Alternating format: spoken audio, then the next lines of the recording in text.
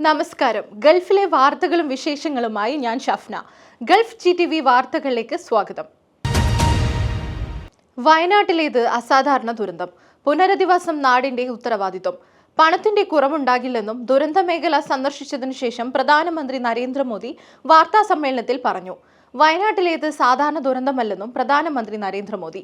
ദുരന്ത നിർവ്വഹണത്തിന് കേന്ദ്രം സംസ്ഥാന സർക്കാരിനൊപ്പമുണ്ടെന്ന് അദ്ദേഹം ഉറപ്പു നൽകി. ദുരന്ത മേഖലകളെ സന്ദർശിച്ചു കഴിഞ്ഞ് വയനാട് കളക്ടറേറ്റിൽ ചേർന്ന അവലോകന യോഗത്തിനു ശേഷം സംസാരിക്കുകയായിരുന്നു പ്രധാനമന്ത്രി.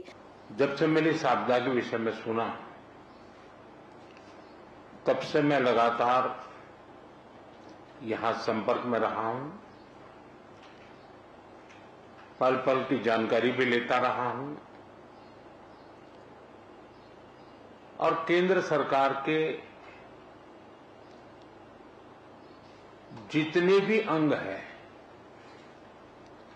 जो भी इस स्थिति में मददरूप हो सकते हैं, उसको तुरंत मोबिलाइज करना और हम सब मिलकर के इस एक भीषण आपदा में हमारे जो परिवारजन इस समस्या में घिरे थे, उनकी सहायता करना, ये त्रासदी सामान्य नहीं है। सैकड़ों परिवार के सपने उजड़ गए हैं।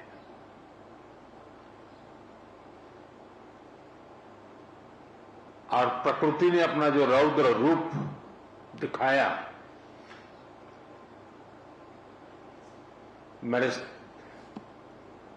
वहां जाकर के परिस्थिति को देखा है। मैं रिलीफ कैंप में भी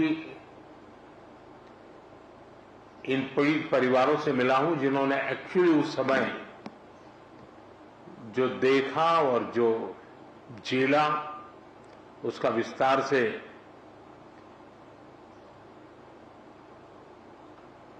पूरा विवरण मैंने उनसे सुना है। मैं अस्पताल में भी उन सभी मरीज से मिला हूं जो इस आपदा के कारण अनेक प्रकार की चोट के कारण बहुत ही मुसीबत का समय बिता रहे हैं. സംഭവത്തെക്കുറിച്ച് അറിഞ്ഞപ്പോൾ മുതൽ വിവരങ്ങൾ തേടുന്നുണ്ടെന്നായിരുന്നു. സഹായിക്കാൻ കഴിയുമായിരുന്ന എല്ലാ കേന്ദ്രങ്ങളും ഏജൻസികളെയും സംഭവ സ്ഥലത്തേക്ക് അയച്ചു. ഇത് അസാധാരണ ദുരന്തമല്ല. 1000-ഓളം കുടുംബങ്ങളുടെ സ്വപ്നങ്ങളാണ് തകർന്നത്. സ്ഥലത്തെ അവസ്ഥ നേരിൽ കണ്ടു. ദുരന്തം നേരിട്ടവരെ ദുരിതാശ്വാസ ക്യാമ്പുകളിൽ എത്തിക്കണ്ടു. പരിക്കേറ്റവരെ ആശുപത്രിയിൽ സന്ദർശിച്ചുവെന്നും പ്രധാനമന്ത്രി അറിയിച്ചു. ദുരന്തമുണ്ടായ ദിവസം രാവിലെ തന്നെ ഞാൻ മുഖ്യമന്ത്രി പിണറായി വിജയനുമായി സംസാരിച്ചു. സഹായം നൽകുന്നുവെന്നും എത്രയും പെട്ടെന്ന് സംഭവ സ്ഥലത്ത് എത്തുമെന്നും ഉറപ്പ് നൽകി. NDRF, SDRF സൈന്യം, പോലീസ്, ഡോക്ടർമാർ എല്ലാവരും ദുരിതബാധിതരെ സഹായിക്കാൻ ശ്രമിച്ചു. നിങ്ങൾ ഒറ്റയ്ക്കല്ല എന്ന ഉറപ്പാണ് മരിച്ചവരുടെ കുടുംബങ്ങൾക്ക് നൽകാനുള്ളത്. നമ്മളെല്ലാവരും നമ്മൾക്കൊപ്പമുണ്ട്. കേന്ദ്രം കേരള സർക്കാരിനൊപ്പമുണ്ടെന്നും പണത്തിന്റെ അഭാവത്തിന്റെ മൂലം പുനരധിവാസ പ്രവർത്തനങ്ങൾ തടസ്സപ്പെടുന്നില്ലെന്ന് ഉറപ്പാക്കുമെന്നും മോദി പറഞ്ഞു. UAE റെസിഡൻസി വിസ കാലാവധി കഴിഞ്ഞ ശേഷം ഒരു പ്രവാസിക്ക് വിസ പുതുക്കുകയോ മറ്റൊരു വിസയിലേക്ക് മാറുകയോ ചെയ്യാതെ എത്ര കാലം UAE തങ്ങാം? Federal authority for identity, citizenship, customs and port security അഥവാ ICP തങ്ങളുടെ വെബ്സൈറ്റ് പ്രകാരം റെസിഡൻസി വിസയുടെ കാലാവധി കഴിഞ്ഞാലും വിസ ക്യാൻസൽ ചെയ്താലും 3 മുതൽ 6 മാസം വരെ UAE തങ്ങാൻ 7 വിഭാഗം വിസക്കാർക്ക് അനുവാദമുണ്ട്. ഒക്ടോബർ 3 മുതൽ പ്രാബല്യത്തിൽ വരുന്ന നിയമങ്ങളും ചട്ടങ്ങളും അനുസരിച്ച് താമസ കാലാവധി അവസാനിച്ചതിനു ശേഷം 6 മാസത്തേക്ക് 5 വിഭാഗങ്ങൾക്കാണ് വിസ കാലാവധി കഴിഞ്ഞ് രാജ്യത്ത് താമസിക്കാൻ അനുവാദമുള്ളത്. 2 വിഭാഗത്തിലുള്ള വിസകളുള്ള പ്രവാസികൾക്ക് അവരുടെ വിസകൾ കാലാഹരണപ്പെടുകയോ റദ്ദാക്കുകയോ ചെയ്യുന്നതിനു ശേഷവും 3 മാസത്തേക്ക് തുടരാൻ അനുവാദമുണ്ടെന്ന് UAE ICP അറിയിച്ചു. ഹ്യൂമൻ റിസോഴ്സ് ആൻഡ് എമറൈറ്റൈസേഷൻ അഥവാ MHRE മന്ത്രാലയത്തിന്റെ വർഗീകരണത്തിൽ 3ാം തലത്തിലുള്ള വൈദഗ്ധ്യമുള്ള പ്രൊഫഷനുകളിലുള്ള രാജ്യത്തെ താമസക്കാർ, പ്രോപ്പർട്ടി ഉടമസ്ഥതയിലുള്ള റെസിഡൻസി വിസ ഉള്ള പ്രോപ്പർട്ടി ഉടമകൾ എന്നിവർക്കാണ് ഇതിനുള്ള അനുമതി. 5 മിനിറ്റിൽ ഫുള്ളാകും. അതിവേഗ ചാർജിംഗ് സാങ്കേതിക വിദ്യയുമായി റിയൽമി. അതിവേഗ ചാർജിംഗ് സാങ്കേതിക വിദ്യയിൽ തങ്ങളുടേതായ കണ്ടെത്തൽ അവതരിപ്പിക്കാൻ ഒരുങ്ങുകയാണ് ചൈനീസ് സ്മാർട്ട് ഫോൺ ബ്രാൻഡായ റിയൽമി. ഓഗസ്റ്റ് 13 മുതൽ 15 വരെ ചൈനയിലെ ഷെൻഷൈനിൽ നടക്കുന്ന വാർഷിക 828 ഫാൻ ഫെസ്റ്റിവലിൽ വെച്ചാണ് പുതിയ ചാർജിംഗ് സാങ്കേതികവിദ്യ റിയൽമി അവതരിപ്പിക്കാനൊരുങ്ങുന്നത്.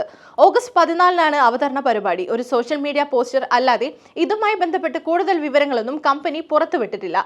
300 വാട്ട് ഫാസ്റ്റ് ചാർജിംഗ് സാങ്കേതികവിദ്യയാണ് അവതരിപ്പിക്കാൻ എന്നാണ് അഭ്യൂഹങ്ങൾ. ഇങ്ങനെ ഒന്ന് വികസിപ്പിക്കുന്നുണ്ടെന്ന് ജൂണിൽ റിയൽമിയുടെ global marketing director Francis Wong വ്യക്തമാക്കിയിരുന്നു. ഇതിനെ ഒരു അത്ഭുതം എന്ന് വിളിക്കാമെന്നാണ് റിയൽമിയുടെ പോസ്റ്ററിൽ പറയുന്നത്. ലോകത്തിലെ ഏറ്റവും വേഗമേറിയ ചാർജിംഗ് ആണിതെന്നും കമ്പനി പോസ്റ്ററിൽ അവകാശപ്പെടുന്നു. മരിച്ചവരെ പുനരുജ്ജീവിപ്പിക്കുന്ന കാലം വരും. മൃതദേഹം അതുവരെ സൂക്ഷിക്കാൻ പുതിയ സാങ്കേതികവിദ്യ വികസിപ്പിച്ചു ജർമ്മൻ കമ്പനി. മരണം അനിവാര്യമായൊരു കാര്യമാണ്. ശാസ്ത്രവും സാങ്കേതികവിദ്യയും ഒട്ടേറെ പുരോഗമിച്ചിട്ടുണ്ടെങ്കിലും മരണത്തെ അതിജീവിക്കാനുള്ള മാർഗം ഇനിയും കണ്ടെത്താനായിട്ടില്ല. എന്നാൽ മരണത്തെ അതിജീവിക്കാനും ആയുസ് വർദ്ധിപ്പിക്കാനുമുള്ള വഴികൾ തിരയുകയാണ് പലരും. എന്നാൽ ഭാവിയിൽ അതിനുള്ള വഴി കണ്ടുപിടിക്കാൻ സാധിക്കില്ലെന്ന് ആരു കണ്ടു? ആ സാധ്യത മുന്നിൽ കാണുകയാണ് ജർമ്മനിയിലെ ടുമോറോ ബയോ എന്ന സ്റ്റാർട്ടപ്പ്. മരിച്ചവരെ പുനരുജ്ജീവിപ്പിക്കാനുള്ള സാങ്കേതികവിദ്യ വികസിപ്പിക്കുന്നതുവരെ ക്രിയോ പ്രിസർവേഷൻ സംവിധാനത്തിലൂടെ മനുഷ്യരുടെ മൃതദേഹങ്ങൾ ശുദ്ധീകരിച്ച് സൂക്ഷിക്കുകയും സാങ്കേതികവിദ്യ യാഥാർത്ഥ്യമാക്കി കഴിഞ്ഞാൽ ജീവൻ തിരികെ നൽകുകയും ചെയ്യുന്ന സേവനം വാഗ്ദാനം ചെയ്യുകയാണിവർ. മരണത്തിനു ശേഷം ശരീരം മുഴുവൻ സൂക്ഷിക്കാൻ 1.8 കോടി രൂപയാണ് ടുമോറോ ബയോ ആവശ്യപ്പെടുന്നത്. മസ്തിഷ്കം മാത്രം സൂക്ഷിച്ചാൽ മതിയെങ്കിൽ 67.2 ലക്ഷം നൽകിയാൽ മതി. -198 °C താപനിലയിലാണ് ക്രിയോ പ്രിസർവേഷനിൽ ശരീരം സൂക്ഷിക്കുക. അനിശ്ചിതകാലത്തേക്ക് ജൈവിക പ്രക്രിയകൾ നിഷ്ക്രിയമാക്കി വെക്കുന്ന ബയോസ്റ്റാസിസ് എന്ന അവസ്ഥയിലാണ് ശരീരങ്ങൾ സൂക്ഷിക്കുക.